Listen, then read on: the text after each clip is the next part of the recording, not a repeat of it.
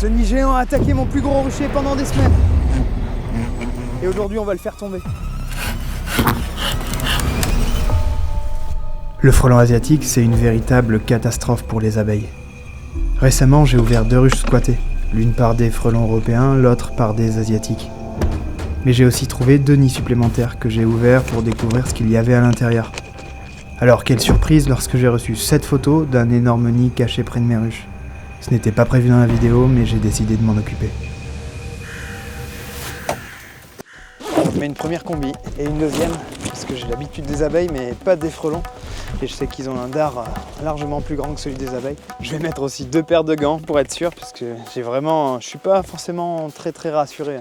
Et même des lunettes étanches, puisque je sais qu'ils peuvent projeter leur venin à distance jusque dans les yeux. Je me sens presque un peu engoncé là-dedans, mais bon, c'est le prix à payer. Je suis fier là-dedans. Je sais pas où je suis parti, mais je suis parti en tout cas. Les frelons, quand ils vont me voir arriver, ils vont se barrer de la ruche. En plus, je commence à avoir de la buée. Ça condense dans les lunettes déjà, donc je suis pas clair.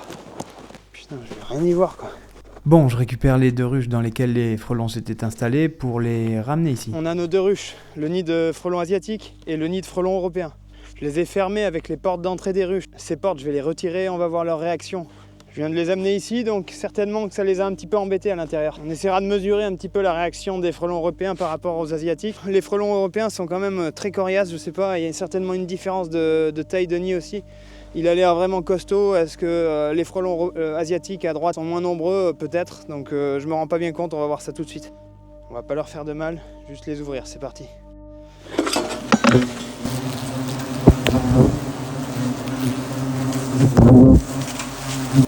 C'est vraiment impressionnant quand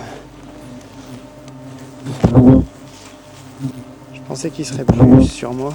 Il m'attaque un petit peu, mais je peux quand même me mettre devant, donc ça montre quand même qu'ils sont pas ultra agressifs sur moi. On dirait par contre qu'ils ont détruit un peu leur nid.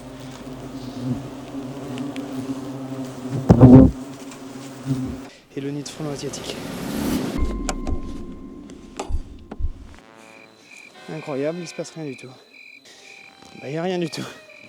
Pourtant, il y a bien un nid à l'intérieur. Et on voit les constructions. Alors là, c'est la meilleure. Je m'attendais à quelque chose d'énorme et de violent. Est-ce qu'il y a toujours des frelons? À la limite, on va essayer d'ouvrir. Il se passe rien, quoi. C'est étrange. Pourtant, le bois qu'on voit ici, c'est leur papier, là, leur construction. Bon, j'ouvre rapidement, tant pis. On verra bien ce qui se passe. C'est une blague. Bon, c'était un gros flop. Moi qui pensais qu'il y avait des frelons à l'intérieur, je nettoyais pas les ruches. En fait, il n'y a rien du tout à l'intérieur. Pas un frelon, enfin, pas de nid à l'intérieur, quoi. Que des cadres mangés par la teigne. Donc on n'a même pas pu voir la différence. Il y a même une araignée. Donc il n'y a rien du tout. Il n'y a rien. C'est incroyable. Il n'y a même pas de reste de nid à l'intérieur. Donc... Ah si, je dis une bêtise. Ah si. Le voilà, le nid. Il est sur le côté, là. Ah, il n'est pas énorme, mais il est dedans. Alors on va soulever. Incroyable. Il n'y a plus rien dedans.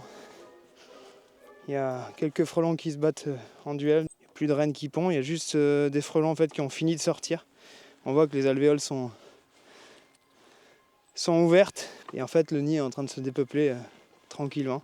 Je ne sais pas ce qui s'est passé pour que ça parte en live comme ça et qu'il fasse que 3 galettes. Justement, on voit bien l'intérieur d'un nid là. 1, 2, 3. C'est là où la reine avait pondu et apparemment ça s'est arrêté quoi en chemin. Ils sont même pas agressifs quoi. En fait, il n'y a plus que des mâles à l'intérieur. Les antennes sont recourbées, elles sont arrondies sur le bout. On voit bien là.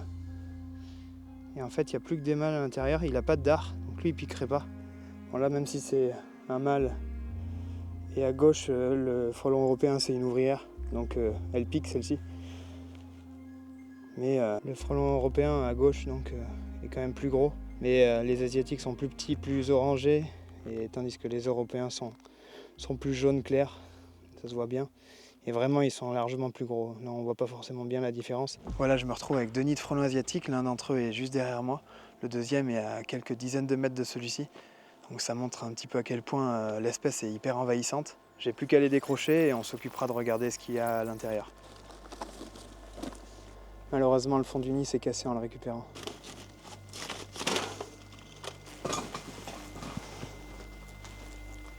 Après le flop du nid de frelon asiatique dans la ruche, on pourrait se demander pourquoi on en fait toute cette histoire du frelon asiatique. Déjà, comme son nom l'indique, le frelon asiatique n'est pas endémique d'ici, contrairement à l'européen. Pour expliquer très rapidement, en plus d'être beaucoup plus agressif avec les abeilles et les pollinisateurs en général, le frelon asiatique se reproduit 10 fois plus vite que le frelon européen. À la fin de l'année, un seul nid de frelon asiatique peut produire jusqu'à 10 fois plus de femelles reproductrices. Les couches d'isolation. On appelle ces femelles reproductrices les gynes. Ce sont elles qui fonderont de nouveaux nids l'année suivante. En clair, à partir d'un seul nid, on peut se retrouver avec une dizaine, voire une vingtaine de nouveaux nids l'année suivante. Alors qu'un nid d'européen, lui, n'en donne souvent qu'un ou deux. Déjà, sur une galette comme ça fait quelques centaines de frelons qui seraient nés. Donc là, c'était la 3e galette. Et là, on voit ce qu'on appelle les pieds de nid. Ces constructions qui permettent de tenir tout le nid, toutes les galettes les unes aux autres. Et là, on voit vraiment toute la couche de protection. Là. C'est vraiment tout du bois à mâcher. Là, on voit que ça avait commencé ici en haut. Petit à petit, le nid s'est élargi et il s'est développé vers le bas.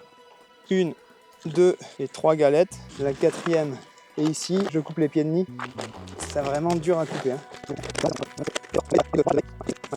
On voit bien, vraiment les pieds de nid qui tiennent chaque galette. 4e galette avec des frelons à l'intérieur, des larves.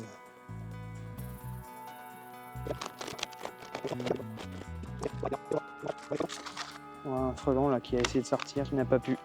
C'est impressionnant. Voilà, ça c'est la dernière à mon avis. 6e galette. Voilà la dernière galette. La 6e. Et là on avait un énorme chapeau dessus.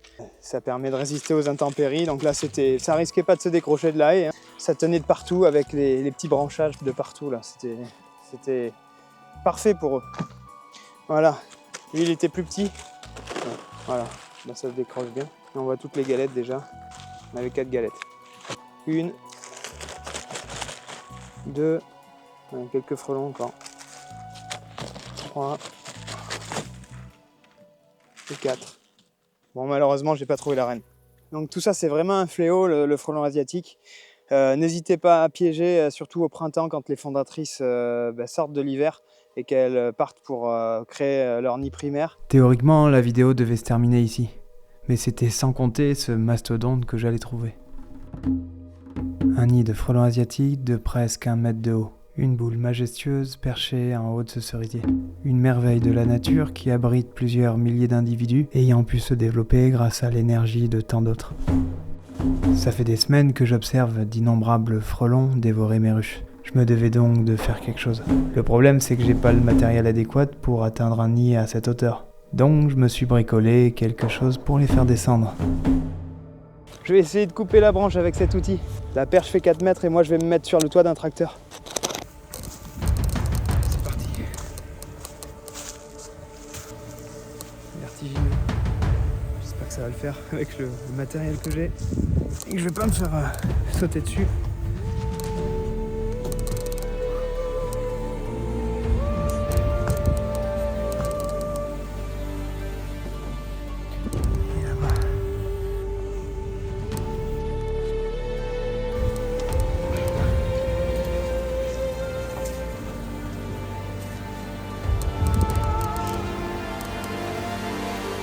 Bon, c'est parti, j'espère qu'ils vont pas me sauter dessus avec les vibrations pendant la coupe.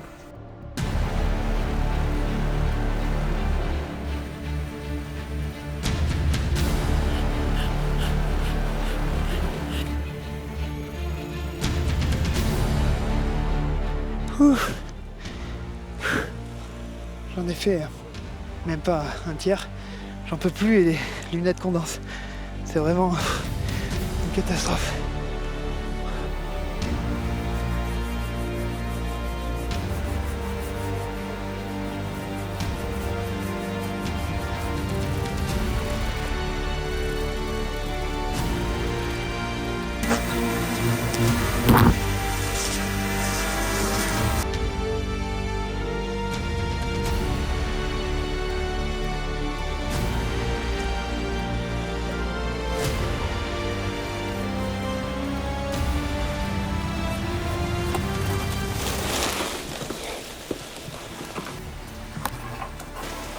Ça y est, ça attaque.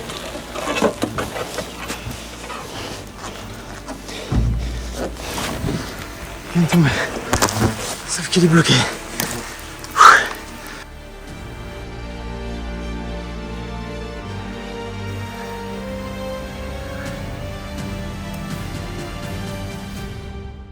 Regardez-moi la taille de ces constructions et la taille des galettes. Mon pied paraît tout petit à côté de ça. À ce moment, la moitié du nid est par terre et le drone est revenu dans un piteux état. Je pensais pouvoir faire tomber le reste, mais j'ai passé de très longues minutes à pousser ces foutues branches. Bon, je pense qu'on va s'arrêter là pour ce soir. Je suis rincé, complètement rincé. Les frelons m'ont attaqué, je crois que j'ai ma dose de stress pour un bon moment. Je vais voir comment je fais pour enlever la moitié du nid de ces branches. C'est compliqué pour l'instant. En tout cas, je me suis occupé d'eux, je suis bien content. Ils éviteront d'embêter beaucoup de monde maintenant, y compris les abeilles.